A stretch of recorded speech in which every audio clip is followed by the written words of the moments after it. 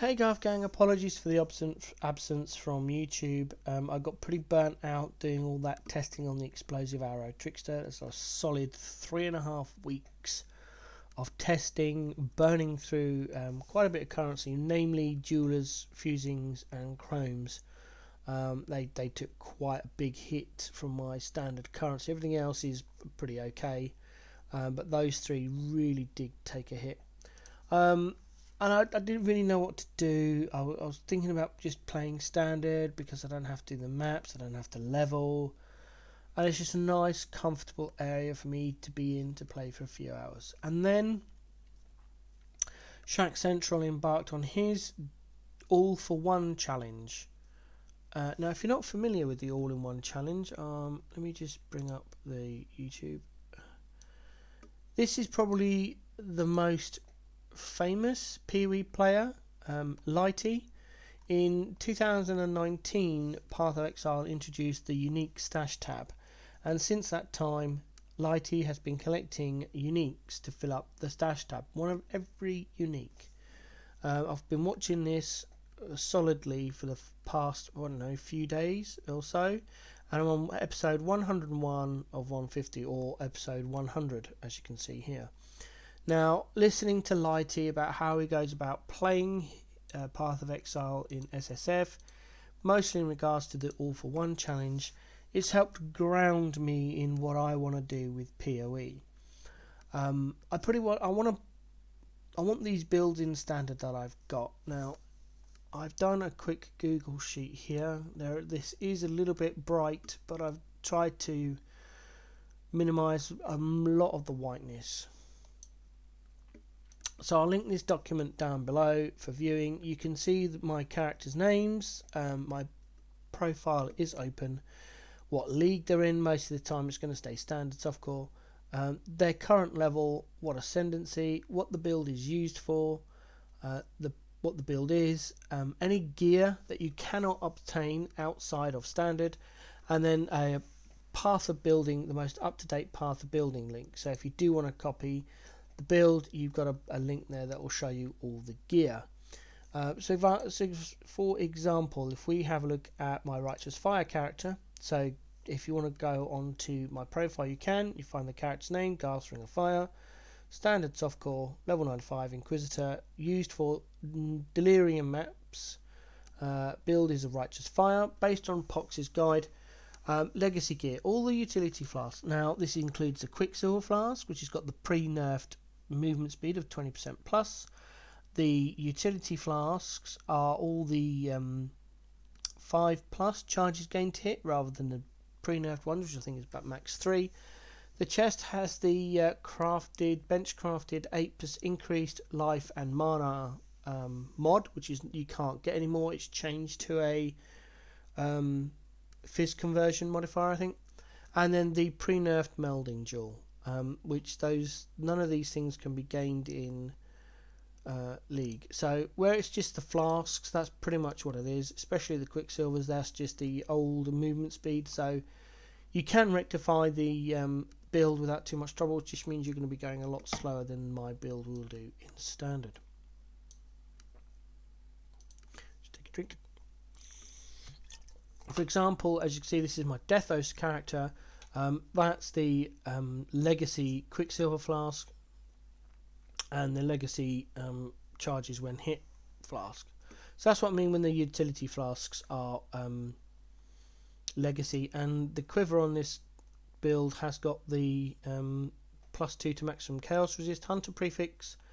To the best of my knowledge of my research on the PoE wiki and Craft of Exile, this you can't get that modifier anymore, so again it's a legacy modifier.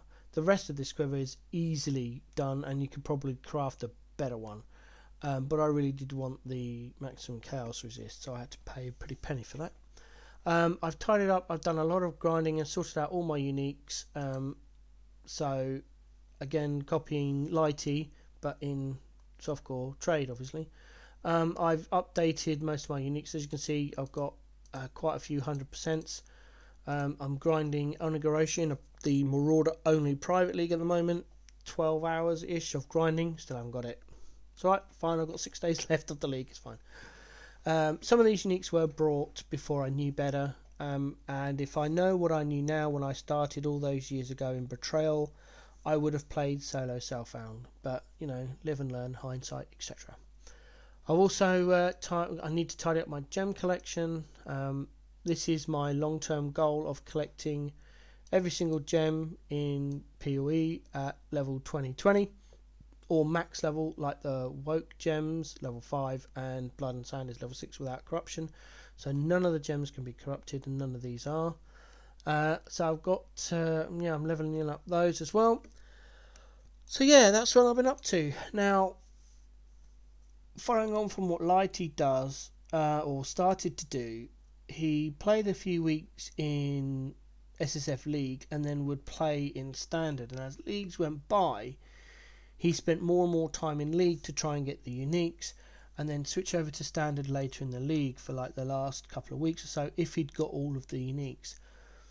And that's probably what I'm going to do. I'm probably going to start a new league with running Heist, and then once a good, decent mapper build comes out that I like the look of, I will basically power buy all the gear from trade, level up the character, and just muscle through maps and do it that way. But most of my currency will come from Heist. I can quite happily Heist in Standard. I have 3 characters capable of heisting as per the document I showed you. But I've got my level 59 to 60 Baby Heister here. I've got my level 68 Explosive Arrow character. And the reason it's 68 is because of the way I've specifically built it. I know it should be 67. There's not much difference on 68. It's just as soon as I hit 69, I have to level down straight away. And this is the reason why I've been stuck at level 68. Cyclopean Coil. Huge amounts of attributes. Cannot be frozen if Dex is higher than Intelligence. Cannot be ignited if Strength is higher than Dex. Cannot be shocked if his Intelligence is higher than Strength.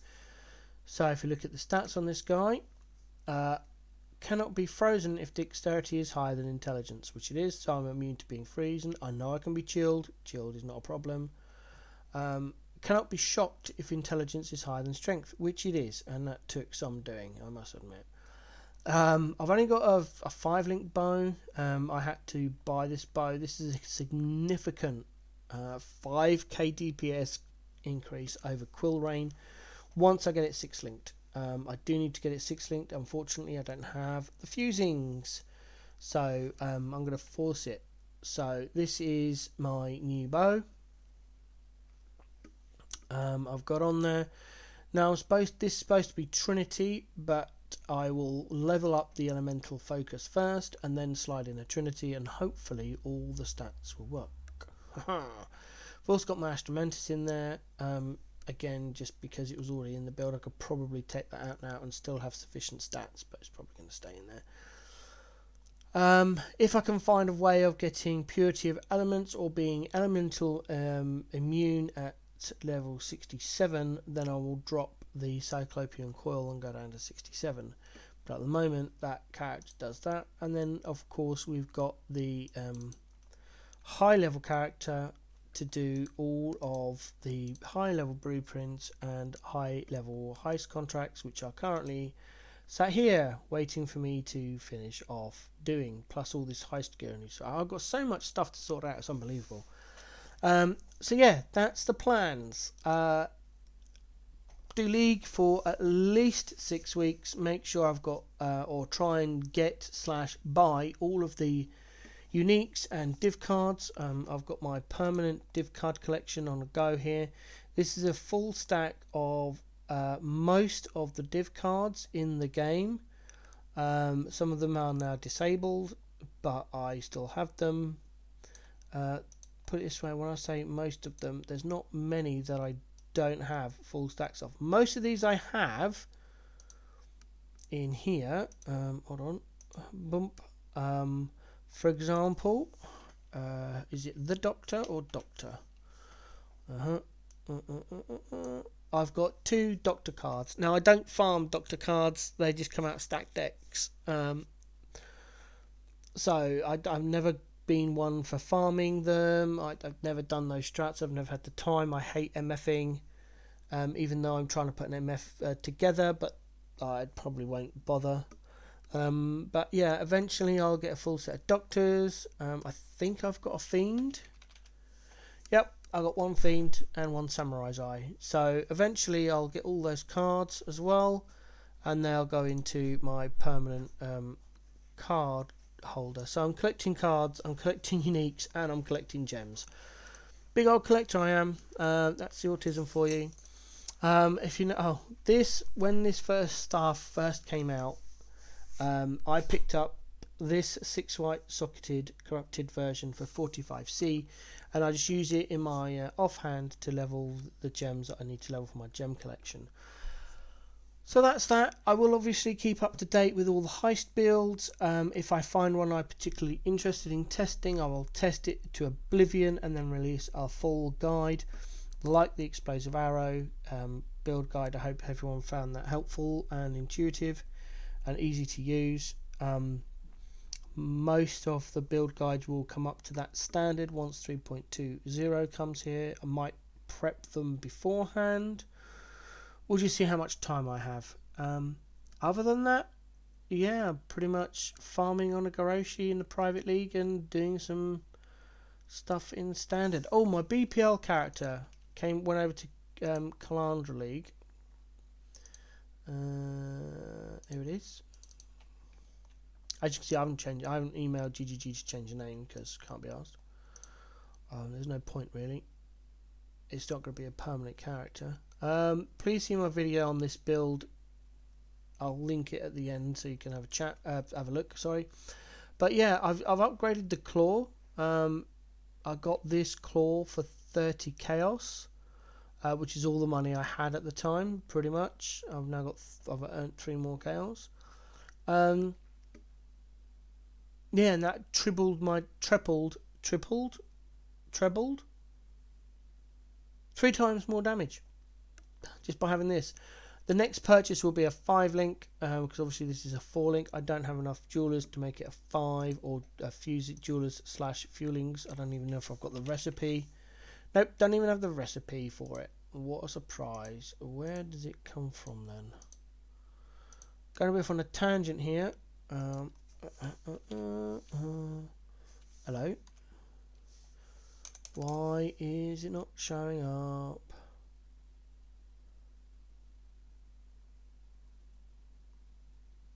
Come on.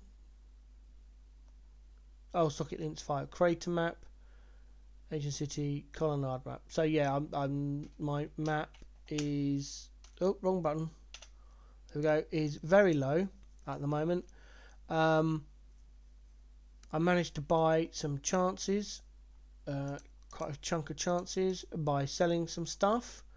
My 5C tab, as I find it, a few things went out, so I managed to get some chance orbs in bulk, which has allowed me to buy some maps from Kirik, and from there I've managed to fill out some maps, and I've done those. Oh, I haven't done that one. Dang it, I need to do that one. So yeah, Calandra's going well. I'm going to farm some Calandra just to experience Calandra really. I know everyone says it's bad, and it does seem to be bad, but hey ho, you never know, I might get lucky and get that ring. I highly doubt it. Anyway, thanks for listening to me ramble for the last 10 plus minutes. I hope you find what you're looking for in PoE. Stay safe in Rogue Harbour. See you in the next one.